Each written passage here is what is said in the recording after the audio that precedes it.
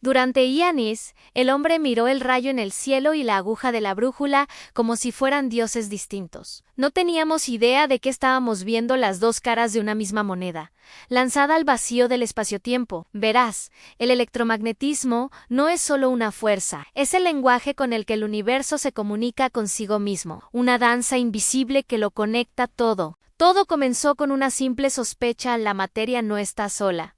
Hans Christian Ørsted descubrió algo fascinante. Se dio cuenta de que una corriente eléctrica, esa carga en movimiento, no fluye aislada. A su alrededor, proyecta una especie de sombra de fuerza en un campo magnético. De repente, la electricidad tenía una compañera. Poco después, el gran Michael Faraday, a quien podríamos llamar el poeta de los experimentos, entendió la simetría sagrada de esta relación. Demostró que un flujo magnético que cambia en el tiempo tiene el poder de invocar electrones, de crear vida eléctrica donde antes solo había silencio. Esto es la inducción electromagnética, la idea de que el cambio es el verdadero motor de la energía. Pero faltaba la pieza maestra, el arquitecto que uniría todo este rompecabezas. Y ese fue James Clerk Maxwell. Con la precisión de un artesano divino, Maxwell destiló esta danza de fuerzas en 4 ecuaciones fundamentales, tan elegantes como poderosas. Técnicamente lo que nos dicen es que un campo eléctrico que cambia crea un campo magnético, y un campo magnético que cambia crea uno eléctrico. Se generan mutuamente en un ciclo sin fin. Filosóficamente, Maxwell descubrió que la electricidad y el magnetismo, cuando están en movimiento, no pueden existir el uno sin el otro. Son una unidad inseparable. 2 aspectos de la misma realidad, y de sus matemáticas surgió una profecía asombrosa. Esta perturbación de campos eléctricos y magnéticos no se queda quieta, viajan, se propaga a través del vacío como una onda. Maxwell se sentó y calculó la velocidad de esa onda, usando solo las constantes fundamentales de la electricidad y el magnetismo, y se encontró con un número que cambiaría la historia en casi 300.000 kilómetros por segundo, la velocidad de la luz.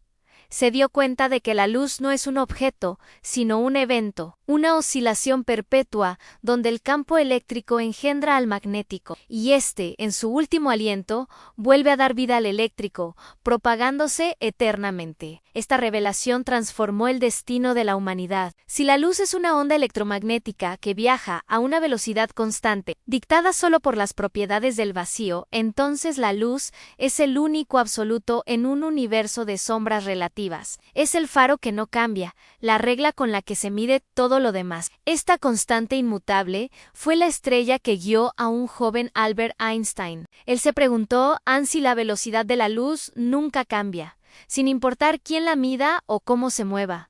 ¿Qué significa eso para el resto del universo? La respuesta fue revolucionaria: sí. La luz es constante, entonces son el espacio y el tiempo los que deben ser flexibles, deben doblarse, estirarse y sacrificarse para mantener la armonía de las ecuaciones de Maxwell. Así, el electromagnetismo no solo nos dio la radio, la televisión y el Internet, nos dio la llave para entender que el tiempo no es absoluto, sino una dimensión más que se rinde ante la velocidad del rayo. Desde el parpadeo de una estrella lejana hasta el microchip en tu teléfono, todo es parte de esta misma sinfonía, la sinfonía del aliento de Maxwell. Cargas con el peso, un ancla para no olvidarte de olvidar la sombra de lo que fuiste, antes de que la memoria te traicionara. Eras un ángel, sí, pero grabado a fuego lento en la carne, un eco en el pecho donde nacen aguas negras, un pozo infinito donde las estrellas solo brillan para mostrar su lejanía. ¿No has sentido el frío de pensar que solo somos el sueño olvidado de un dios? El olvido es un mar donde los recuerdos se hunden,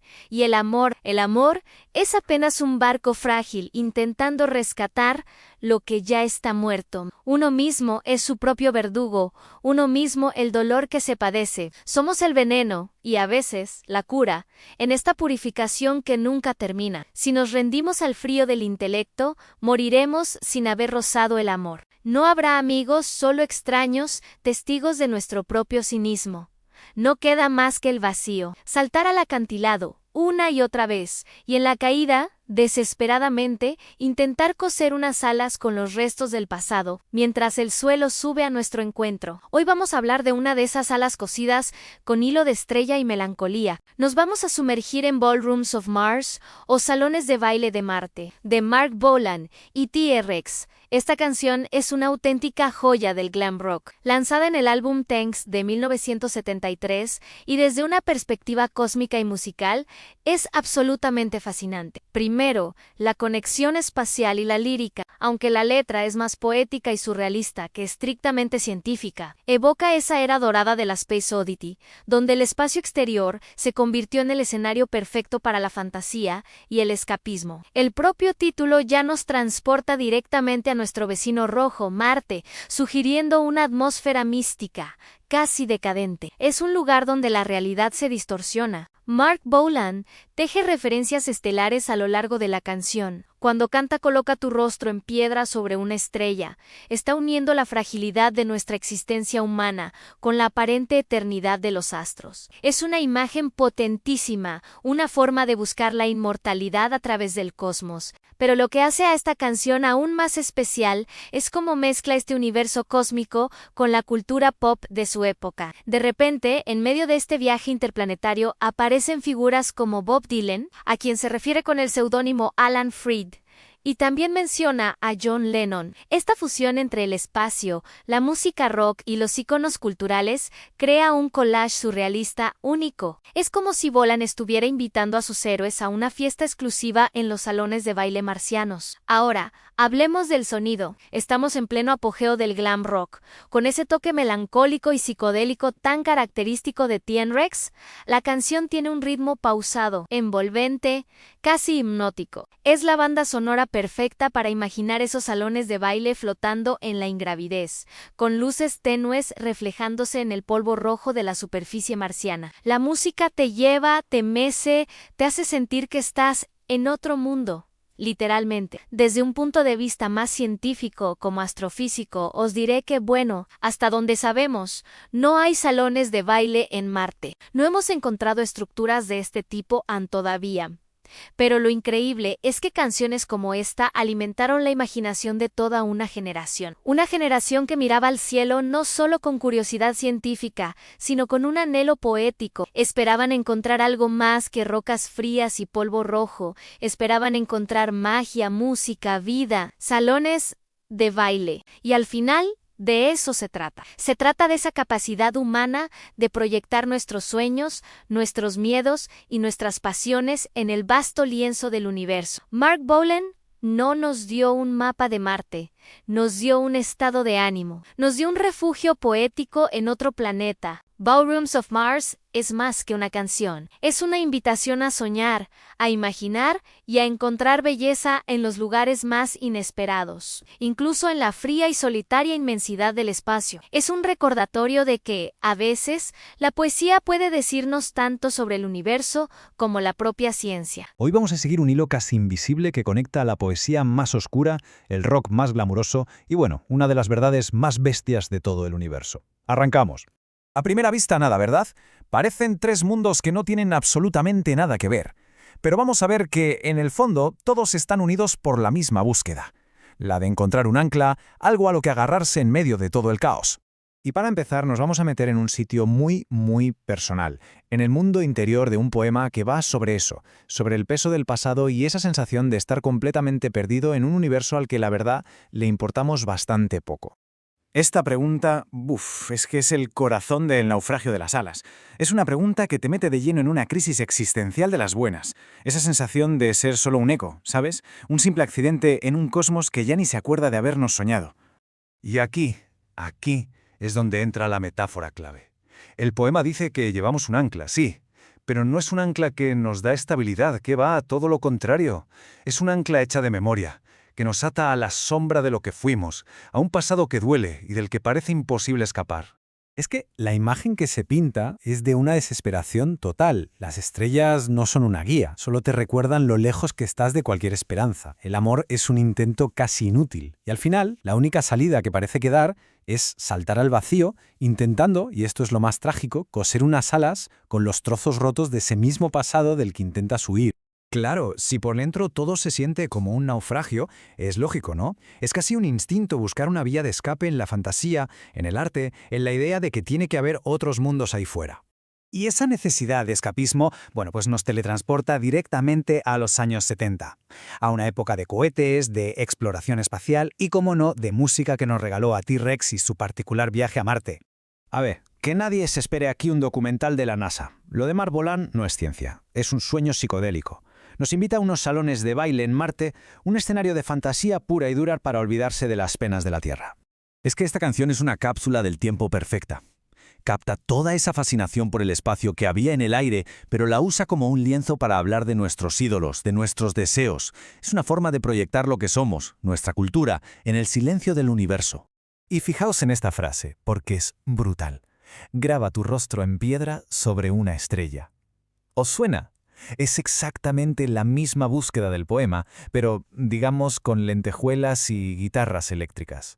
Es el mismo deseo de permanencia, de dejar una marca inmortal en un universo eterno para escapar de lo frágiles que somos.